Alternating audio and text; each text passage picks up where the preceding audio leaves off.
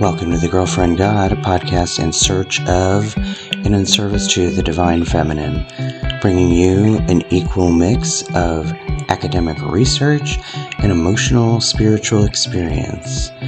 Please rate and review on your podcast streaming platform. Leave a comment on YouTube. Be sure to hit like and subscribe. Let's get in the flow.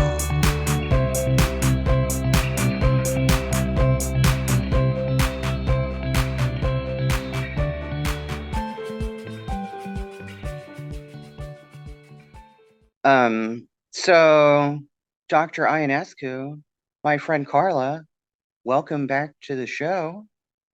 Thank you. Sometimes Thank you for having me. co-host, sometimes co-discusser, I guess. I don't know. The show's not really an interview, so Right. but today it's kind of a follow-up to the episode that you did on horned goddesses, and you and I have been talking about horned goddesses, and I've been talking to you about antlered goddesses. So I think today's conversation is just going to be kind of a mix of those two things, right? Because there's definitely some crossover there. I can Yes. tell you that I'm writing this book that's kind of a follow-up to Caroline Wise's book about Ellen of the Ways, and she essentially said in the interview that she did on Liz Child's podcast that, now, Ellen was just the name that she gave to this experience that she had and this kind of personal gnosis. But she actually said what the basis of my book is going to be. She actually said, this idea of antlered women and antlered goddesses is a trope and a symbol that crosses geography and cultures and time periods, over several millennia. And the source that she cited most frequently was the deer goddess of ancient Siberia, which I had the good fortune to be able to get from interlibrary loan from the university. I had to give it back. So unfortunately, I don't have a lot of notes from there because I knew I could get it again, right? But from what little I did remember, I photocopied a few pages. So the woman that wrote that book, her theory and her evidence of this was largely based on archaeological evidence and archaeological digs, particularly with pottery, where they had these images that combined images of women and images of deer. And over time, that became images of antlered women. Got it. Right? So in your experience, is that also true for horned goddesses? Is there archaeological evidence of that kind of, throughout different time periods that shows that it's not specific to a particular culture, right? I think that's a great question, actually. I don't think I've thought of it that way.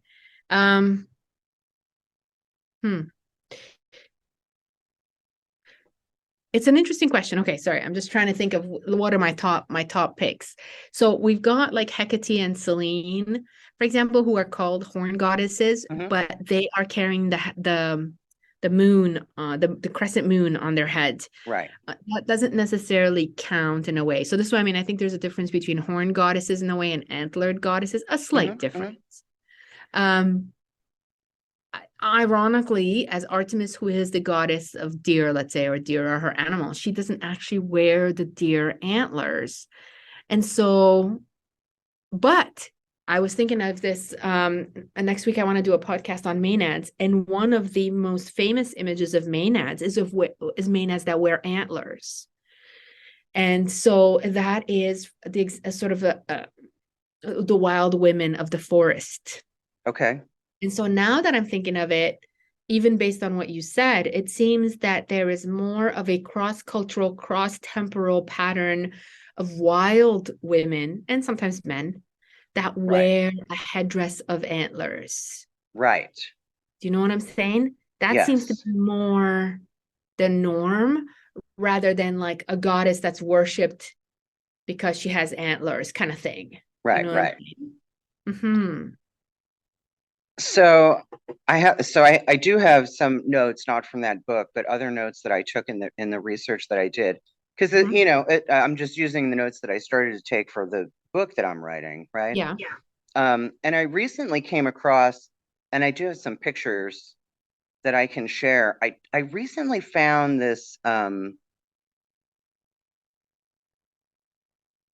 It was a YouTube video where this woman, she's an artist, Mm-hmm. and she displays her art, and then she talks about the inspiration for the art. And let me see if I can find it, and then I'll share it. All right, well, whatever.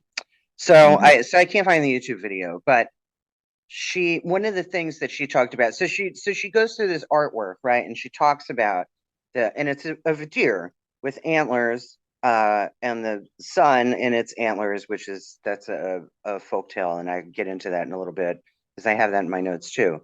Mm-hmm. But she is doing the theme of the art that she's working on is Polish folklore, Okay. and she has images in her video that she shows the audience, and they are Polish coats of arms, Mm. and many Polish coats of arms have reindeer antlers, Mm-hmm. because they symbolize the double cross. And Really? and she also mentioned uh Yelena, also spelled with a J, Jelena, the Wise, Jelena the Wise, which is a Russian fairy tale about an Okay. antlered woman. That's fascinating for a couple of reasons. Number one, I never thought about the reindeer antlers as double crossed, although I wonder if that's a Christian adaptation of a much older mythology. Probably. Yeah. Um, I do think that antlers, especially in Eastern European or even Northern European, anywhere where there's powerful deer, and reindeer, of course, Siberia is one of those places. I do think that there's a lot of connection between like the hunt. Like, so when people used to hunt back in the day, they used to sort of honor and be in awe of these massive animals.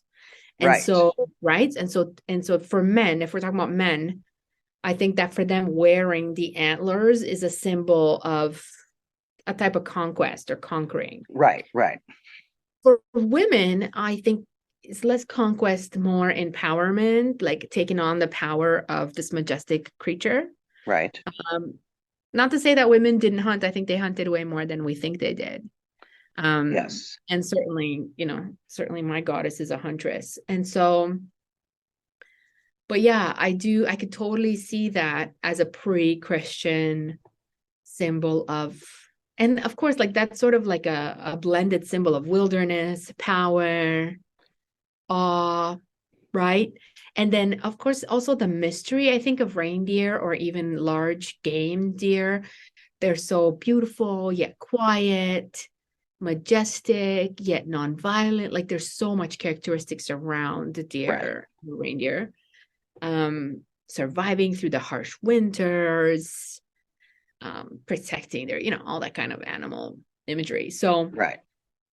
I mean, I do think that some of these, like not just antlered women and antlered goddesses, but a lot of, because I go on and talk about, or I plan to go on and talk about in the book that, this trope that exists throughout history and across cultures, um, is born of the symbol of the deer, which is also a trope that exists, across millennia and throughout the world.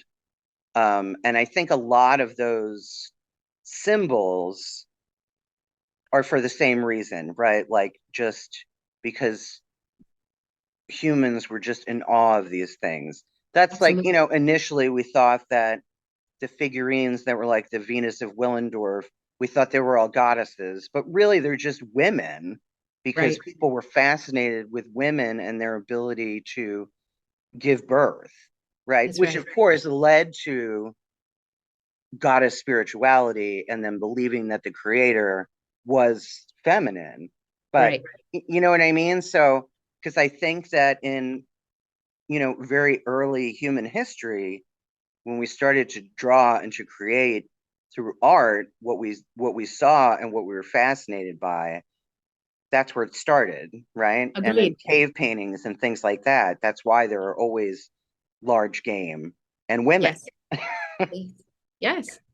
Yes, I think you're absolutely right. Like I think about the stag, the stag is such in a way, a mysterious. There are some old tales that say that the stag can cross between this reality and like a fairy reality. Right, So the stag is sort of this kind of like the unicorn almost, which is also a horned herbivore, right, powerful horse, right. right?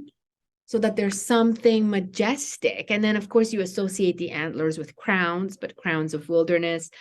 I think the stag really gives itself over to a great deal of symbolism. Like it's just, Yes. yeah, And even in like modern shows, like in Harry Potter, there's a stag. I can't remember the name, Patronus, right? Patronus. Yes.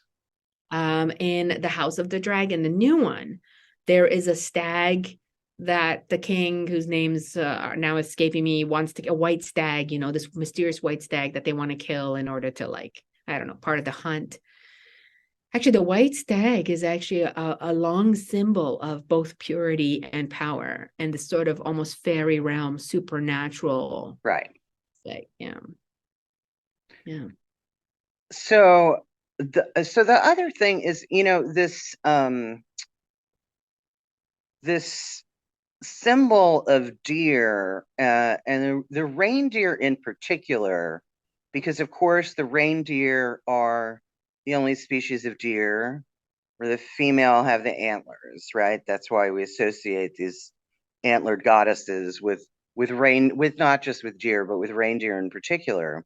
Mm-hmm. So the other thing I came across just recently, like within the past week, was this website called Gather Victoria. I assume that means Victoria. I don't know if she's in Canada or Britain. I don't know. It just says Victoria. She does not specify where and like which Victoria. Hmm. Anyway, Interesting. so it's Okay. an article that she wrote around the winter solstice, and she talks about the original, what she calls the original story of Santa Claus and the flying reindeer. Of course, there are many stories that precede the version that you and I know. I'm going to Mm-hmm. share my screen.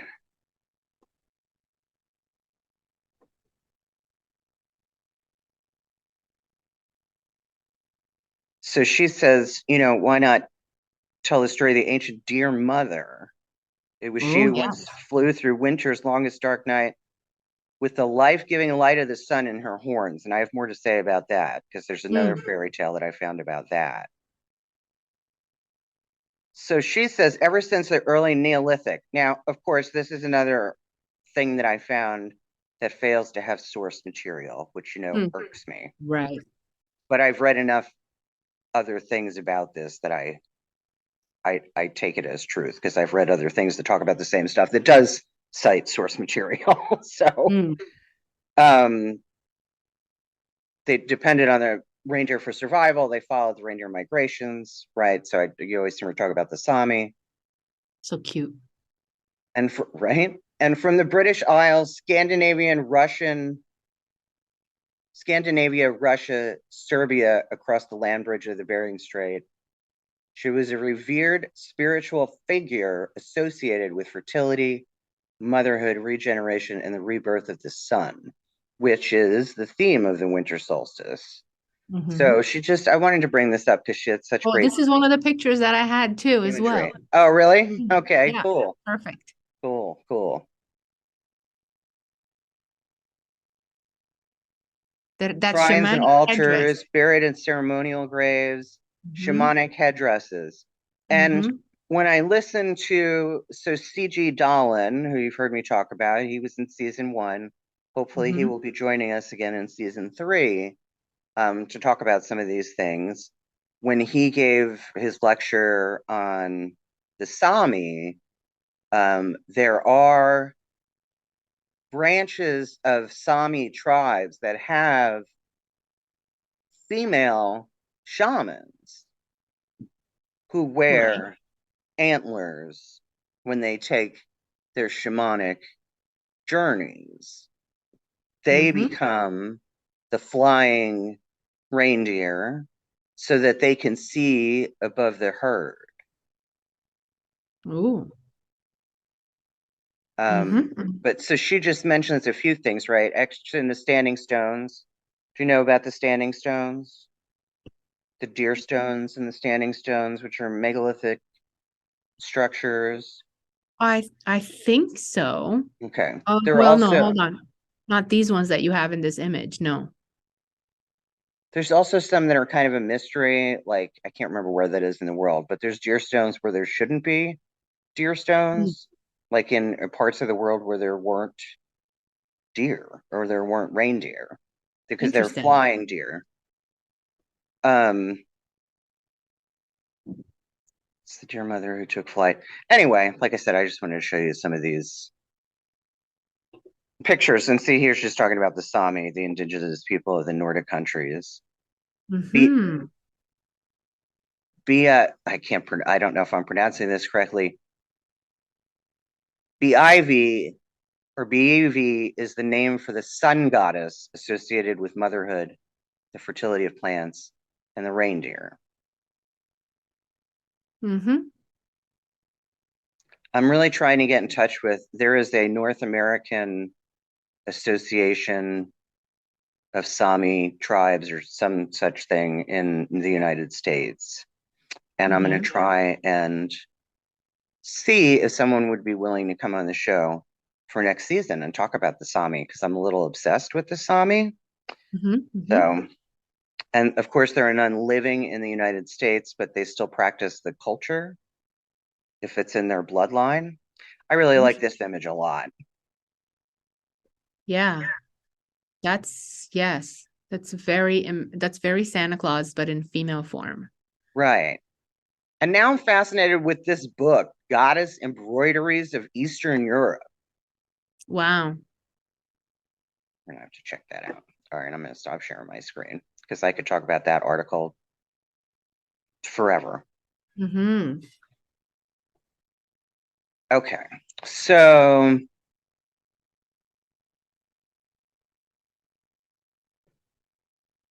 there's Hungarian, probably initially Scythian. Am I saying that correctly? Yeah. Um, that has folklore about the solar reindeer, Yep. and the hunter is chasing the reindeer and winds up killing the reindeer, but the reindeer carries the sun in its antlers. It's the reindeer mother's purpose to return the sun, right? To return spring. I don't remember the whole folk tale, but so that exists in Hungarian Scythian culture. And those stories are very similar to folklore around sacred cows, sacred Right. bulls, also Right. horned animals like you talked about that are Right. associated with goddesses. I was just thinking that. I was just thinking of Hathor, who has the horns with the sun in it, and Isis later, who has the horns with the sun in it. And this concept of the horns with the sun in the middle of it is quite powerful. And then the sacred horns of Crete, we think may have been cow horns or cattle horns in that were positioned in such a way that the sun would come through them at a certain time, usually the spring equinox, so, sunrise, and Like then Stonehenge for horns. kind of, yeah, yeah. And because the roofs are flat, people could go and sit outside and eat and have rituals or whatever they wanted, and watch the suns come through the horns too. So because people had these sacred horns in Crete, for example, on top of most of their major houses and certainly on top of their temples. And so there was a lot, like it was almost like common knowledge, not only just like one, like Stonehenge, but like everyone knew it and everyone was aware of this sort of aspect of it, the symbolism of it. And then, and then when we go north, and we see all of these reindeer now with sun in them, that's quite fascinating. That's quite a fascinating connection, I think. Yeah. And the idea of carrying the sun between the horns too is powerful. Or bringing the sun back. Yes. Yeah. It's really powerful. Yeah. I mean, it seems a little more in depth or deeper than just, wearing a headdress. It seems more like carrying light, I mean, you're carrying. Right. Yeah. The bringer of light kind of thing, Right. Yeah. Right. Which is, that's the other like male mythology we've been sold, right? It's the father of light. Well, no. Really, it's the mother of light. No, exactly. Yeah, I think the deer and the and the reindeer carrying the light, I think that brings it down to the earth. It makes it more mother. Absolutely, yes. Rather than father, because I think father is often up in the sky, associated with sun in the sky. Right. But bringing it down where the deer mother or the reindeer mother is carrying it, that's right. That's a lot more, it's being pulled down and brought in. There's a lot more action happening there. There's a lot more, Right. Yeah. That's really cool. So I have so you know about my Ellen pillow that I sleep with, right? But Yes. I have another pillow with a digital download. Actually, the woman was selling it as a painting, and I asked her if this other thing that I got from Etsy, and I asked her if I could do that. I said, "Can you sell me?" I said, "I'll pay what you're asking for the print, but can you send it to me as a digital download because I want to print it on fabric and make a pillowcase out of it." That's cool. So she did that, but I want to show it to you because it's relevant to what we're talking about. So all right. I will be right back. So this art, and I talked to the artist at some length, just messaging her on the Etsy app, and she told me, I don't remember everything she told me, but the bottom line is that all of this symbology, is that a word? Yeah, symbology. I think it is. Yeah. Symbolism, symbology. I think symbology, symbiology. I'll take symbology over Okay, I'll take symbology for $100, Alex. So all of these tropes. Oh wow. Are actually, and you even have if you can see them or not. This like the swastikas. It's got everything. That's the swastika backwards. Yeah. Yes. Yeah. Which doesn't mean what most people think it means, right? That's a very ancient symbol. So it has the deer and the antlers and the Ouroboros, right? And this kind of sun, this Proto-European sun maiden goddess. Yeah.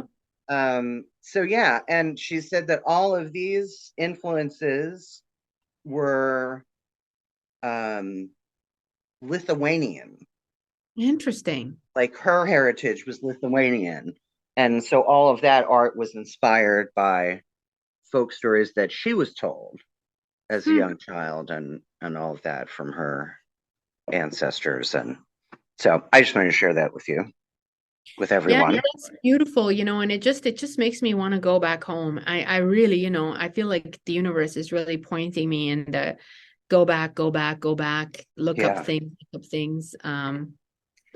Just gotta find that funding. But yeah, I If just you feel if like you go back home and find some Romanian antlered goddess, I'm going to lose my mind.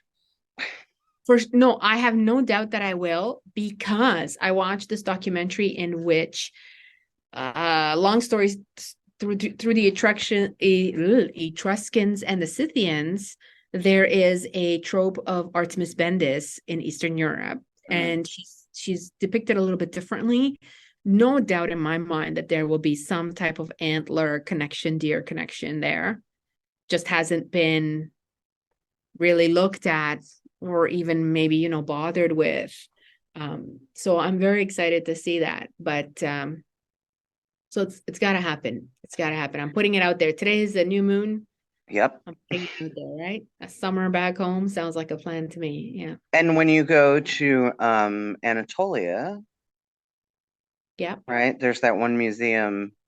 Sent you a clip like a million years ago of that guy talking about the deer, and there's a collection of all these bronze and gold Yes, that's right. I remember. deer. Yes. Yes. So you can get me something from the gift shop there. Um, Yes. Yes.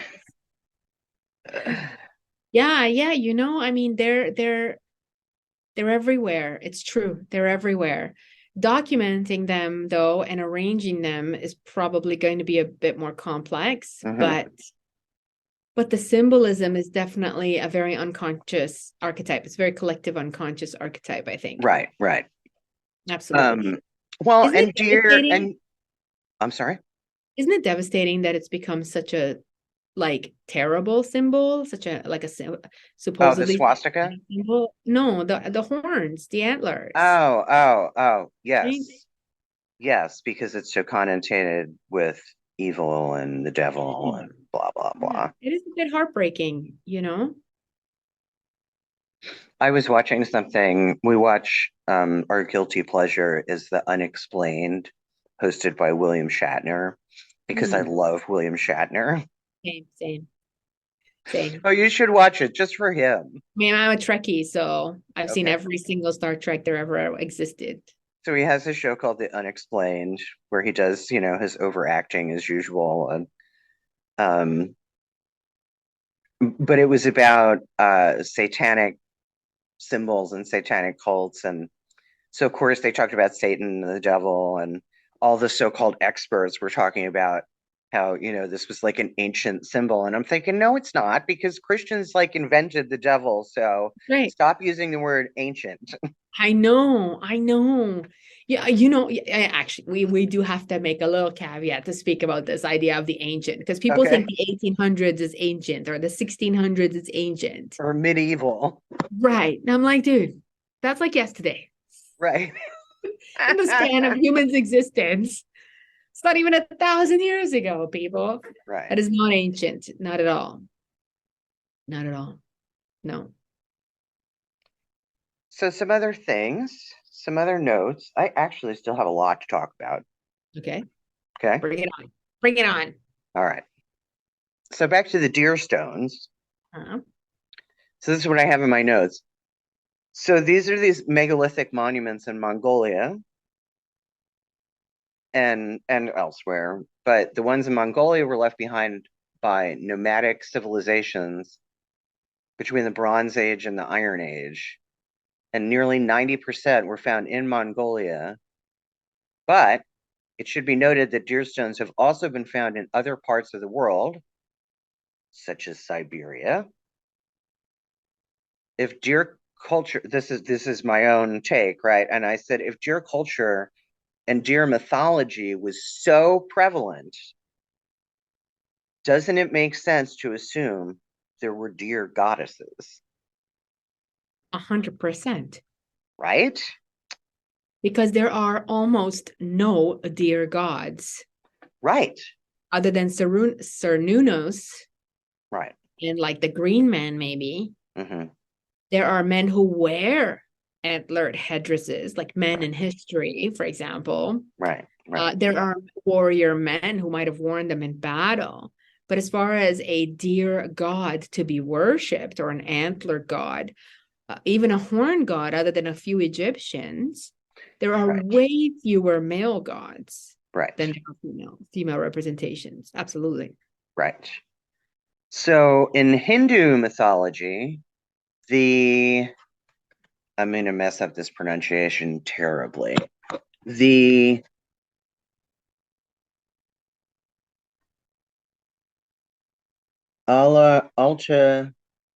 Altareva Upanishad. The Upanishads, yeah. Okay, so I didn't do that bad. No.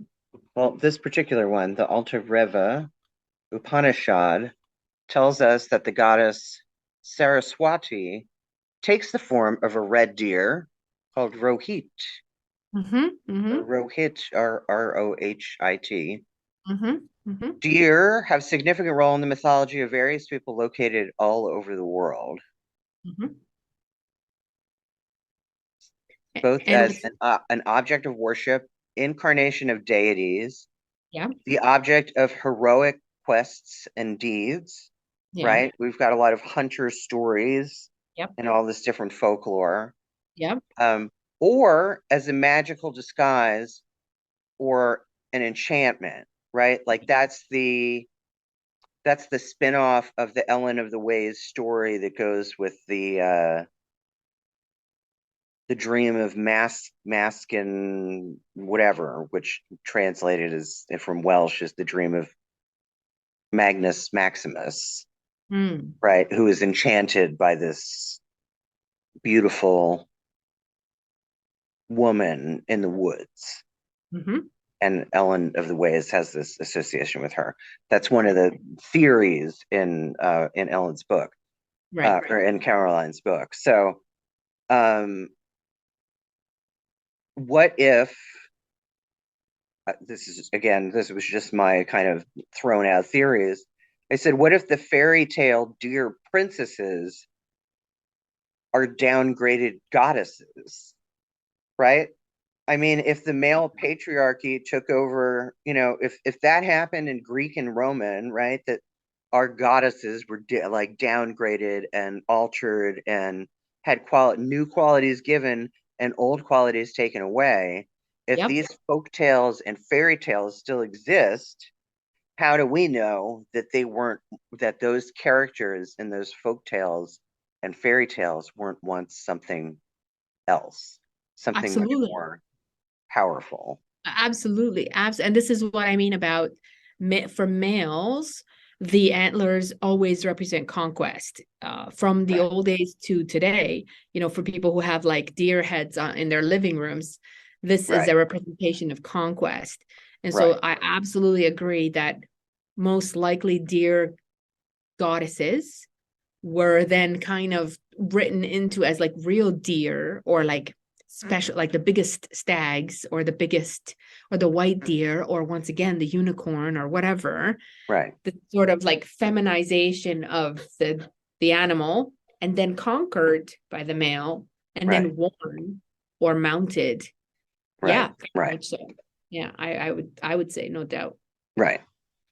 So the other thing I finally put together, which seems obvious now, is that it makes sense that some of these very old stories and myths involve reindeer and other deer because that particular animal goes back to nomadic hunter gatherer societies, right? So then we talk about that's what led me to this Siberian ancient history and the Sami. So I started listening. I re-listened to C.G. Dolan's lectures about those, and his lecture on ancient Siberia and the like his lecture is titled "The Often Overlooked Influence of Siberia on Modern Day Shamanism."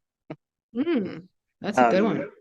Um, and he talks about how, part of the issue is that the Siberian migration from east to west was so diverse, right? Like they split off and went in so many different directions. And the same is true of the Sami, Yep. right? There are so many different branches, but yet they still all have a few things in common, which is how we've discovered over time that they've been tied together. So one of the Siberian tribes are called the Kets, and the Kets are thought to be the only survivors of an ancient nomadic people believed to have originally inhabited central and southeastern and southern Siberia, not southeastern, just southern. Mm-hmm. And the Kets practice shamanism and animism, and more modern Kets also now practice Russian Orthodoxy, but they're closely related to other indigenous people of Siberia and North America. Interesting. And the shamans of the Kets have been identified as practitioners of healing as well as other local ritualistic spiritual practices.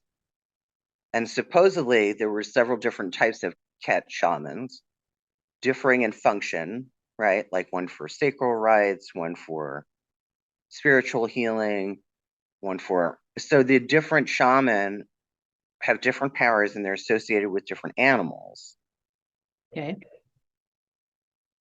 The most common shaman is the reindeer shaman. Okay. So I drew the parallel myself, and I think Caroline talks about it too. Caroline does talk about it. I don't remember if she talked about it in the book or if she talked about it in her interview with Liz. Um, Caroline's book, and when Caroline had her experiences when she was working with ley lines. Now, ley lines are a theory that has been debunked, and most people, some people still believe in it or whatever. But the ley lines are these, kind of connections of energy lines Ley lines have been across debunked. plants. Sort of. I don't know. Well, I didn't hear of that. Maybe not. I don't. Oh, I don't know. I don't know. I don't really know that much about ley lines, to be honest. yeah. Um, Okay. So Caroline had the theory that ley lines were also the trackways of the deer. Okay. Okay. Yeah. So it is her belief that the tribes, like the Sami, who traveled along the ley lines or the deer tracks, the reindeer shaman would use his powers to go above and see. That's why it had to be a reindeer, right? Because that's the one that's the flying deer.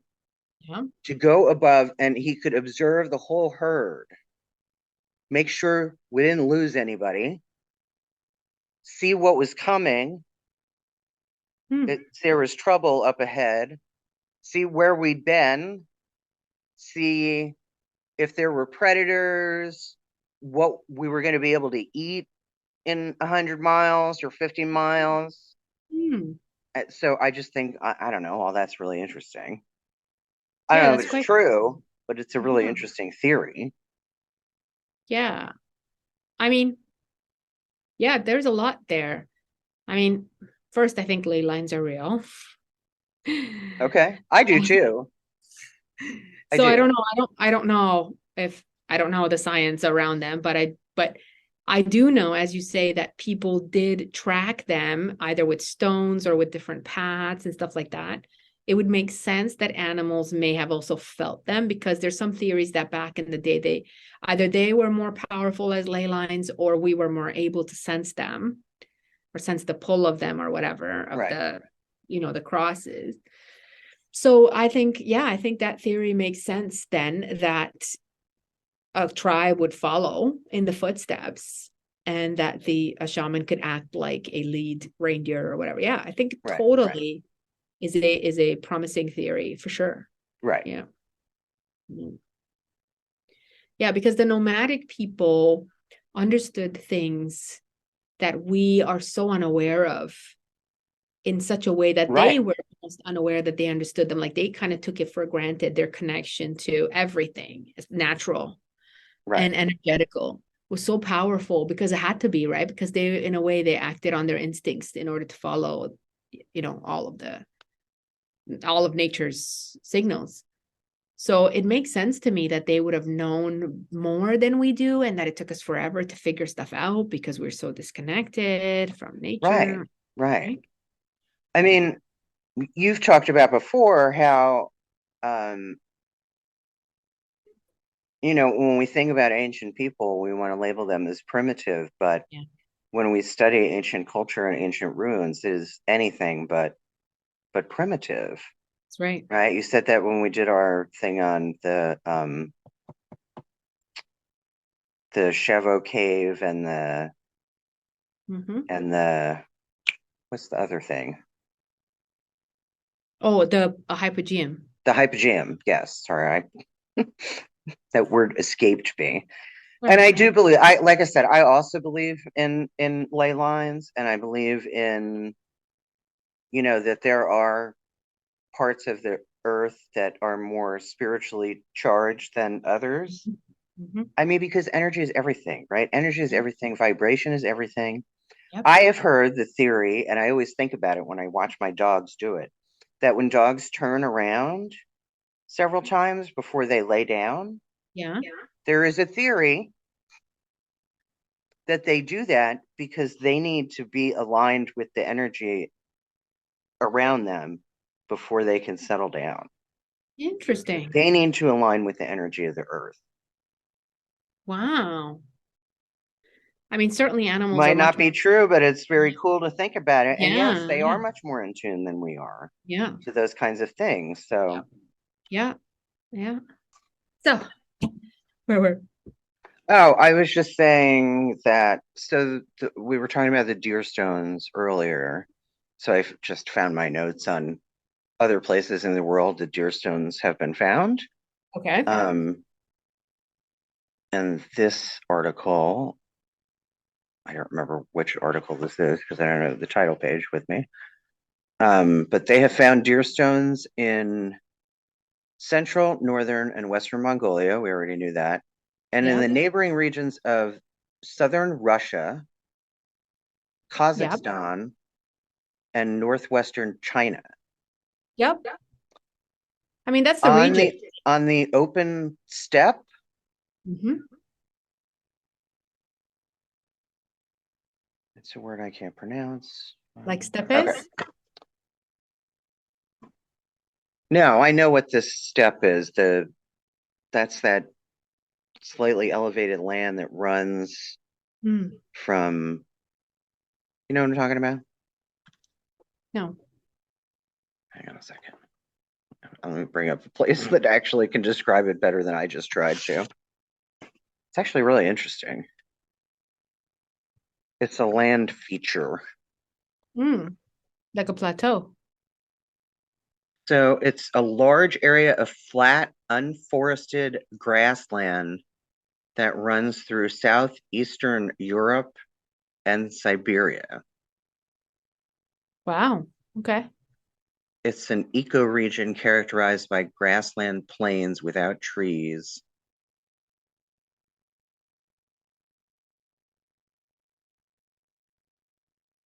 And it's in Eurasia, blah, blah, blah. There are different steps throughout the world, but there's one really long one, and that's the one that runs through Eastern Europe, I think. Okay. So I saved the best for last. This was certainly the most exciting article I had, which is about the symbol of deer in ancient and early medieval cultures in um, Az- Azerbaijan. I think I'm pronouncing that correctly, which I just had to look up where that was. Have you heard of this country? No. It is in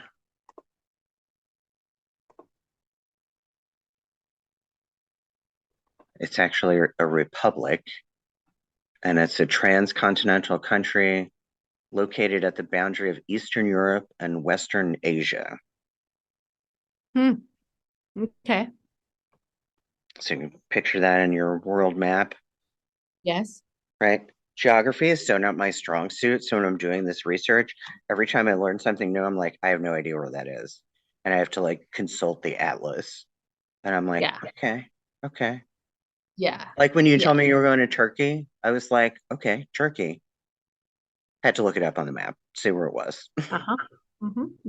That's fine. That's what maps are for, dude. Yeah. That's right. That's right. It's a Right. tool, right? It's a That's right. tool. It's at my disposal. That's why they made them. Right. Yeah. Exactly.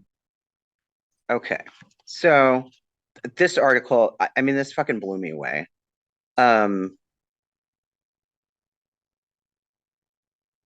Especially when they talk about, because we don't really care so much about the early medieval area. But the Right. Bronze and Iron Age, super What a fascinating. time to be alive. The Bronze and Iron Age. Yeah. We were born at the wrong time, Carla. Mm-hmm. Or maybe you know what? We were probably born at just the right time. I was gonna say maybe it's the right Because time. we're part of this bringing her back, That's right. right? Letting people know. Got to let the people know. We need to start that hashtag, I think. I think we need to do the bring her back hashtag. I think it's already out there. Is it? Where she is returning is out there. I know that because I've used that. Yeah, Yeah. I like it. Like we need to unite under a term or two, you know? Yeah. Get on that. I'm adding it to my tags, okay? All right. Uh, The last hashtag I tried to promote was promote, not compete, and it fell on its face. oh I really yeah. thought that was going to be a thing, but There is no. a bring her back. There is a bring her back hashtag, but it's like all weird people. Well, It's it not. was probably like a kidnapping thing. We shouldn't use that. Bring her back, like bring her home. Yeah, okay, so We that should use Liz Kelly's book title as a hashtag. what Home is to it? her. Home to her. Yeah. We need something, actually. We should maybe collaborate with others. We need something that, though, I mean, we use the divine feminine, we use a few of them, but we could come up with something as a sort of almost like a revolution, Mhm. or and also at the same time a unifying sort of Right, term or hashtag where right. we can all, because I would love to use something like that for everyone that's doing this work that we're studying, that we're looking at, that we're talking about. When I was talking with the Filianists, who hopefully I'm going to be doing an episode with one of them later this week, Mhm. they were talking about that, the problematic, and I've complained about that before, right? I mean, even use of the word goddess. If you do a search, it's always about find your inner goddess and connect with your inner goddess and be a goddess badass. And like, no, no, Yeah. no. Stop using that word that way. Right. And Yeah. I feel similarly about the divine feminine and feminine divine and all of that. So they were talking about they really like the hashtag sacred feminine. Oh, I like that. That's a good one. So Yeah. I try and use that. Yep. And it's sad that we have to have the right hashtag just to get people to It's true. Like to find what connect. they're looking for. But you also have to, it's a way to sort through, right? Mm-hmm. Because you can search by hashtag. So That's right. it is a good tool. It is a good tool. Okay. So the symbol of deer is found as early as the Paleolithic epoch and was subsequently continuously represented in the Mesolithic, Neolithic, and Iron Ages. But by the early medieval period, the appearance of deer in art is significantly reduced, reflecting the disappearance of totemism and the spread of other religions in the area. That makes sense. I mean, I think Mm-hmm. you could say that about everywhere, not just Azerbaijan. I really hope I'm saying that correctly. Sounds Mm-hmm. right, right? Mm-hmm. Hope so. I agree. I agree. In fact, the loss of totemism is another is another aspect of spirituality that we've lost, and in particular to deer. Another sort of like matter, or what's the word I'm looking, like something that we can touch and feel and have, like a Right, totem, right? That's the role of a totem, and yet tell stories about. I think the loss of that has really also affected much of our spirituality and right. connection. Yeah.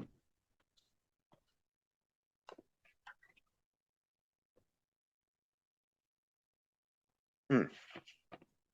So this was really interesting. Tell me something and tell our listeners something, because maybe they don't know either. Mm. Uh, Tell me what, in ancient terms, what Turkic means versus Turkish, or is there a Uh, difference? You're supposed to know these things, my ancient uh, historian. uh, uh. I think they are Do they mean similar. the same thing? I think so, but don't quote me. I'm not an expert on Turkish history. The only difference that I would suggest, and again, someone can maybe correct us, is that Turkish refers more to like a modern nationality, where Turkic is more of an earlier style, tradition of the area. I don't know if that makes sense, but yeah. Turkish people are the people who are attached to the Turkish Republic as a citizen. So that's what I mean, Turkic the people are nationality. all the nations speaking different dialects of Turkish language from Mongolia to Eastern Europe. Okay, so kind of what So I it's said, more, so Turkic is more of a generic like a lifestyle, I term. would call like like a tradition, like a like a Yeah, cultural thing, I hey, guess. Carla. I don't Okay. have any of the words today. I have nothing, no words. Okay. All right. So listen to this. This article had so much good stuff, and I'm probably not going to get to it all. Evidence of deer worship by ancestors of the Azerbaijanis is the usage of names. Maral, Maral, translates as deer. I'm not going to be able to pronounce this correctly. Yeran, Djeyran, translates as gazelle, and those were popular women's names. Really? Yes. Other names, other name traces of the totem of the deer remain among the northern Kyrgyz, were one of the largest tribes in were one of the largest tribes in men, dubbed Buku, Buqu, which is Kyrgyz language, which in Kyrgyz language means male deer. Deer were one of the main totems among ancient Turkic tribes. According to legend, a woman with antlers, the daughter of the sacred patron of deer, mountain sheep, and goat, was born of a deer and became the progenitor of the Buku tribe. Mm-hmm.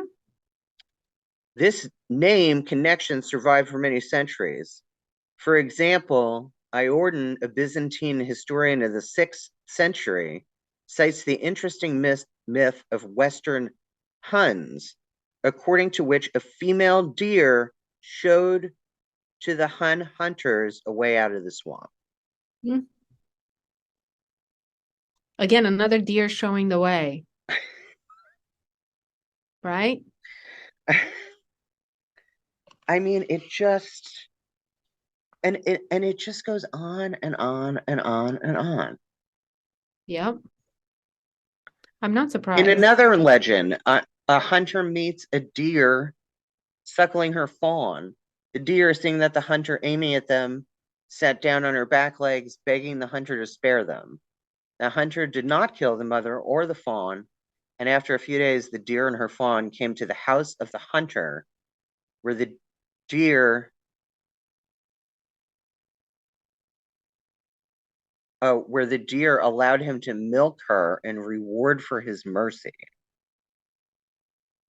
In Wow. yet, in yet another legend, the deer breastfeeds a lost infant for years, and after the boy was found, the deer voluntarily followed him.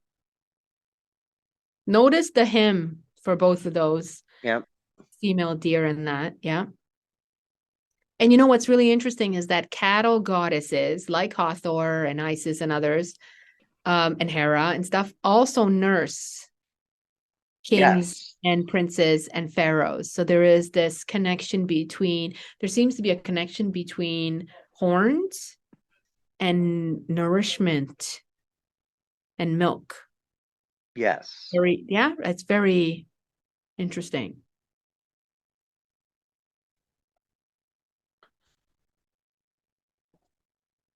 The progenitor primo I don't know this word. Primogenitor. Sure. Do you know that word? Mm-hmm. Am I saying that correctly? I think it just means it's the first progenitor, the one Okay, before. so the first progenitor of the Mongols was a Ah, beautiful female deer. According right. to a legend, the Golden Clan of another word I'm not even going to try and pronounce, the predecessors of Genghis Khan, was started by this deer. Yep. Not surprised. I mean, so over and over and over again. And then he goes on to talk about shamanism among the majority of Turkic people and the image of the deer as being important to that religious tradition. Mm-hmm. Mm-hmm. Um, so I think I want to, like I said, there's a lot more here, but I feel like we're running out of time. But I want to show you some of the images because they're just so striking. Um,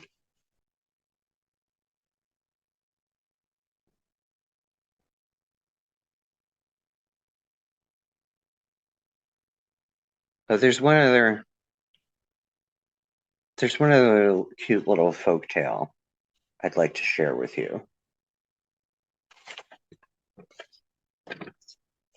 if I may. Do you want to talk about horns, Carla? You want me to talk about horns? What do you mean? I thought you were reading a folk tale. I am, but I'm looking for it. Want to talk about Oh, horns? oh. Um, Horns I mean, you don't have to, are very important. No, I don't know. I don't know what but to it's say about it. similar, right? I mean, like what you found about horned women, horned Yeah. goddesses. I mean, a lot of it is the same, right? There are folk Yeah. tales and fairy tales and legends that are similar. Is that true? I don't know, actually. I don't know that the horned, so I do blend that horned goddesses and antler goddesses and deer goddesses together. I do blend them together because I think they're kind of part of a similar, Mm-hmm. body of work. But I would say that deer and antler goddesses tend to be a lot more forest divinities. So Right, places that have either the animal or the forest, where horned goddesses are even in places that are more desert or other environments, um, where there's more cattle, let's say, rather than deer. right. That would be sort of the only difference. But I think I do blend them together in a way because it's a similar, I don't know, symbolism.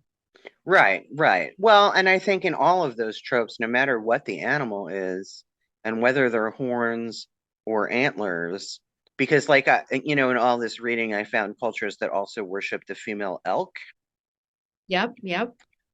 Um, that it's about power and protection, Yes, right?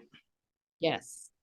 And in the case of the elk too, I think also in the reindeer, there's something about um a a powerful mother, a mother Hmm. that can feed a larger group or a Right. big group or a big herd.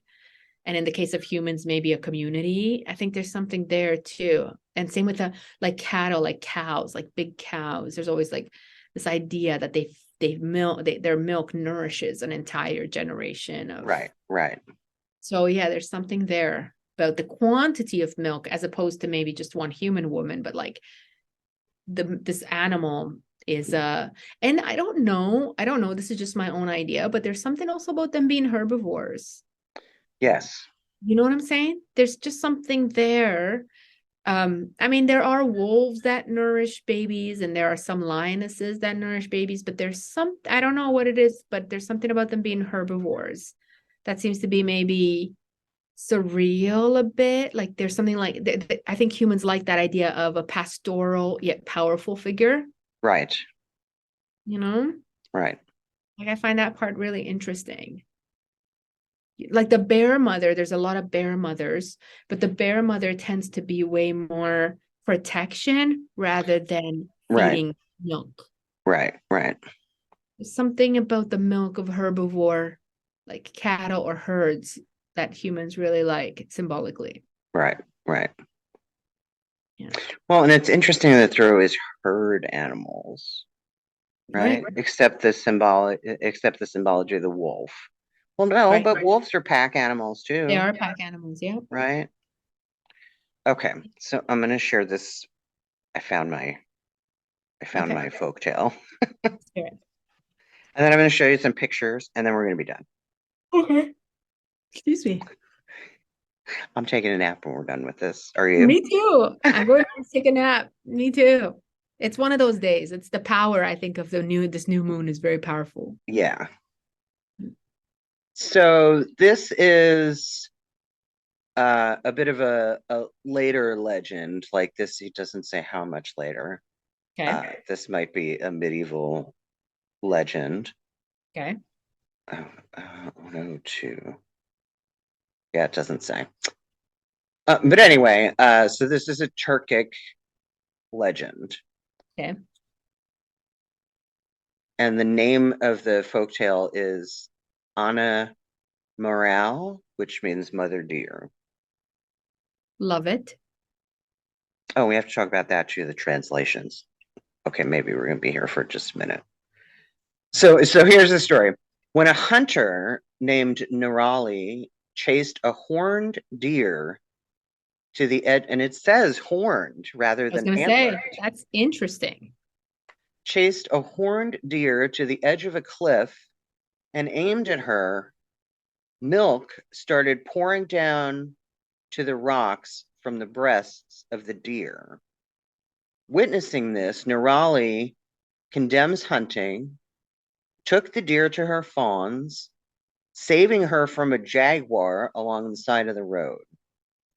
Returning home, the hunter broke his gun, but memories of the witness scene on the cliff led him to incurable illness.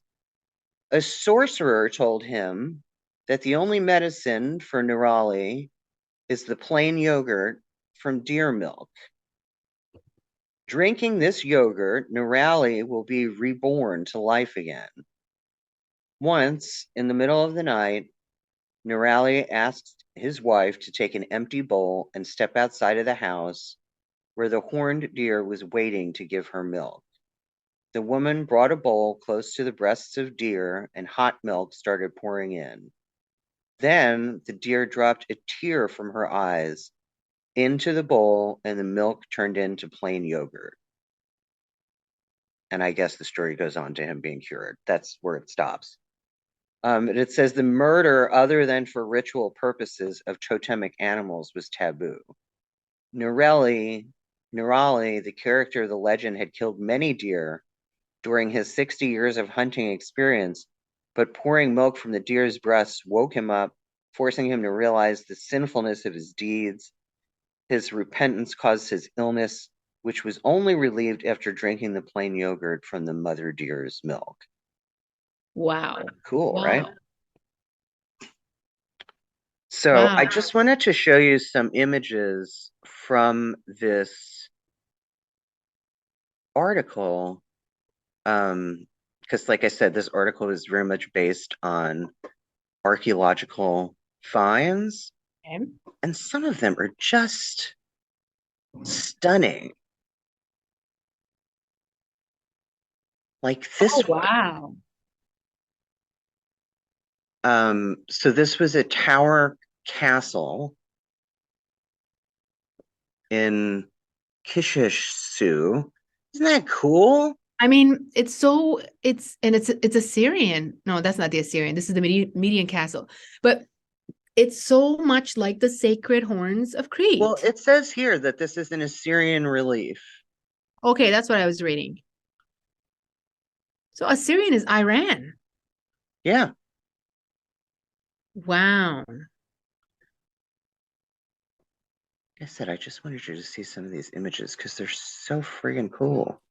Really, really amazing the ideas of these horns on top of these castles and on top of these like the homes and places of people. Right? Sorry, I'm trying to find my images. Where's my little slider bar? It's on the other Where's my, side. where's my little page turning thing? Oh, there we go. I like these a lot. I've seen this before. What is it? It's a metal standard. It looks, I don't know, what is it? Looks like a painful ring. It is, I can't read any of this. A ritual standard of a stag appeared in the middle of the second millennium BCE on the representations of late Bronze epoch. They are especially diverse and popular compared to the following periods. So lots and lots of these standards and zoomorphic vessels of deer. Wow. And this, ironically, this is in Turkey. I mean, it's not ironic. It's in Turkey and Armenia and all these areas. Right. Yeah. Yeah, these figures are incredible. The bronze deer. Right. There's definitely a ton of these bronze deer Right. ring. Everywhere. Everywhere. Yeah, these are stone reliefs, a sarcophagus fragment. And they Wow. have these vessels. On the I vessels, they thought have. this one was really interesting.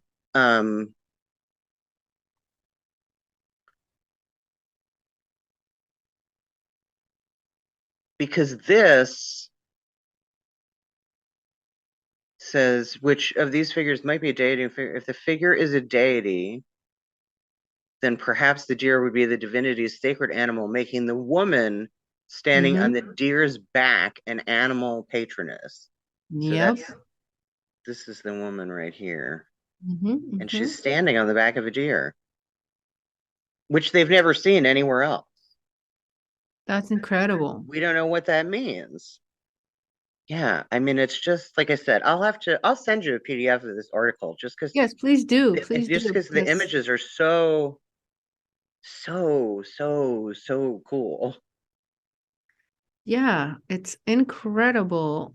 I mean, in one way, the deer must have been their number one source of food Right, and source of hunt and source of everything.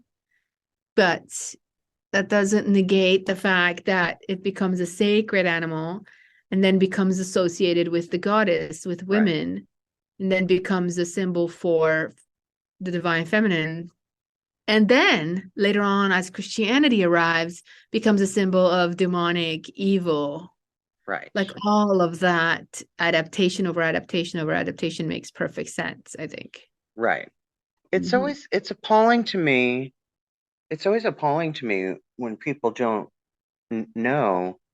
I mean, these are just these things that I think are common knowledge, and then when I talk to people, I find out that it's not common knowledge at all.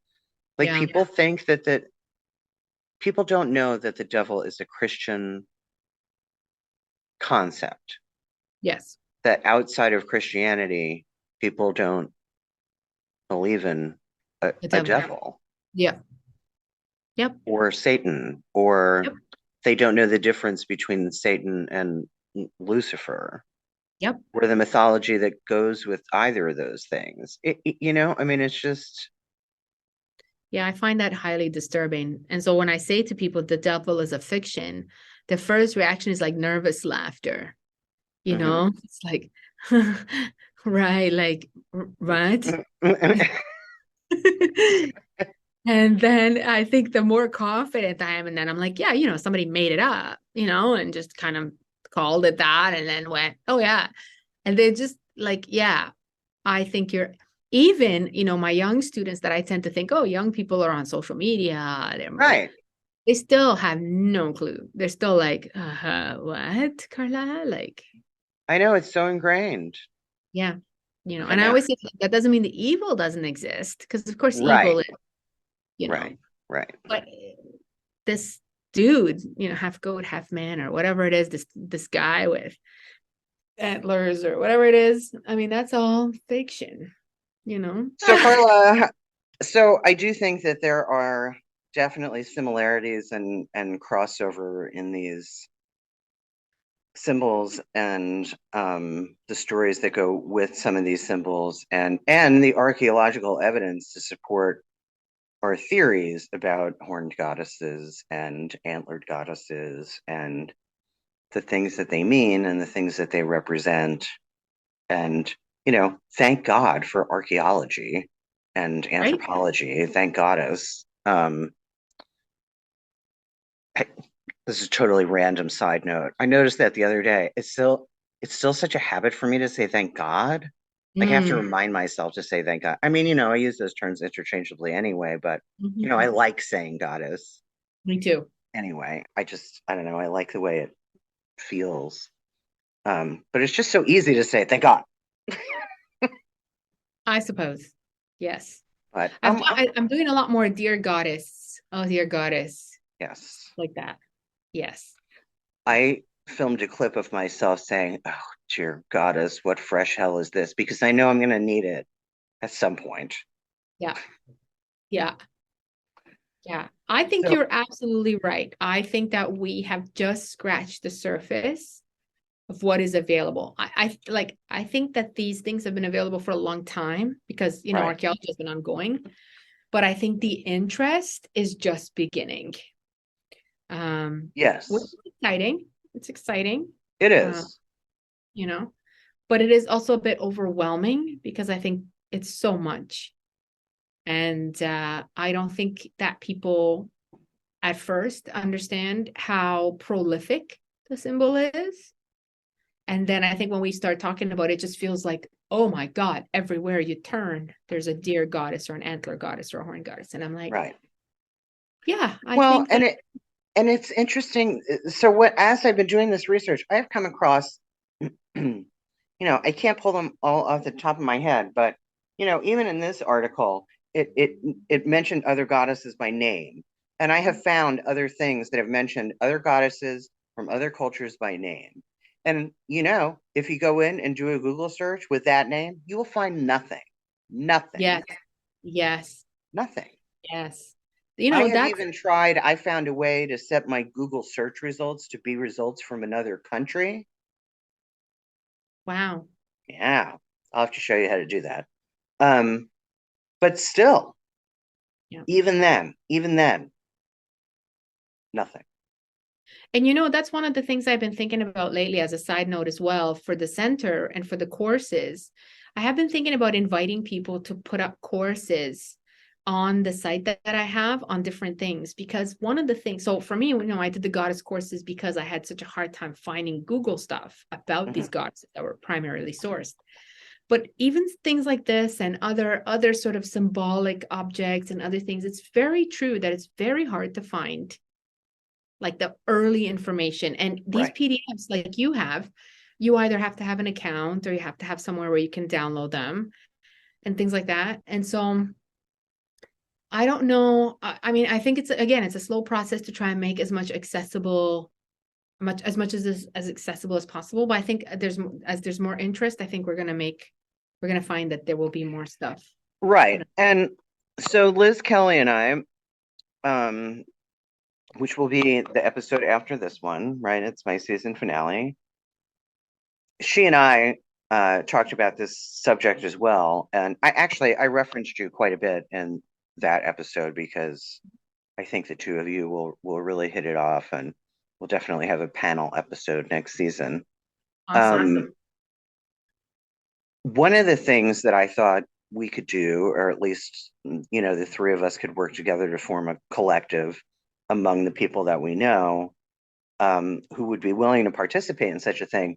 I was telling her that I remember, this was many years ago, this is probably 15, 16, 17 years ago, that some nonprofit organization, I don't remember who it was, but they gathered together a bunch of people and they did a campaign where they did some kind of statistical study about Wikipedia and, came up to the unsurprising conclusion that, like 90% of the editing, because anybody can go in and edit Wikipedia. Yeah. And at that time, it was, some alarming, 85 or 95% of all the editing done on Wikipedia was by, European men, white European men. And so it was an African American thing, right? So they had this kind of campaign where people would sign up to volunteer for, however many numbers of hours per week to go into Wikipedia and either edit or put in new entries. I think we could do something like that to to have people sign up to either correct inaccurate information that has been, I don't know, what's the word we use for, what's the term for whitewashing for like male washing? Can we just call it that? Male washing. Something that's been rewritten, to from the male gaze, right? Yeah. So whatever that is. And, make entries for these fucking goddesses that people have never heard of. Yeah. Because you have to, really do some sleuthing to find out about them at all. Yeah. I'm totally for that. I think and I think that's something that between the three of us, we know plenty of women who would be interested in kind of coming together and making that happen. I think that is well within our capability to do that. I agree. Yeah. Yeah, no. That sounds like a plan. We have to make stuff accessible. It has to be out there. Yeah. So that is the theme, I think, for season 3, because it came up a lot during the second season, right? How do we further? That's what this podcast is all about, right? Bridging the gap between the emotional spiritual experience and academic research. So I'd like to take that one step further in the third season and actually try and do something about that. How do we get, hard facts and academic research into the hands of the everyday goddess seeker? And how do we bridge the gap between those two things? So yeah, I like that. Coming up next season on the Girlfriend God. That's right. But I'm glad that you're here for all of it, Carla. And I have to tell you that the woman who interviewed me earlier today for her podcast, that's hopefully coming out in the fall, I mentioned you today, and she said to me, I made some reference as to how we met, which is because of this podcast, and I listened to your podcast, and that's how she met me, is she listened to my podcast. And she said, really? She said, I thought that you and Carla have known each other for years. And I said, it does feel that way. I love that. Yes. We are what they used to call fast friends. That's right. But you have become a friend and an often, I was going to say occasional co-host, but you're kind of an often co-host now. So I like it. I like it a lot. So, all right. Well, that is a wrap. Thanks for having me again. Go home and take a nap. I too am going to take a nap. Go home and take a nap. And I'll talk to you soon. As always, may the peace of the goddess be with you. And also with you, sister. Thanks for watching or listening. If you want more of The Girlfriend God, you can find The Girlfriend God and The Girlfriend God podcast on TikTok, Instagram, and Facebook. The Girlfriend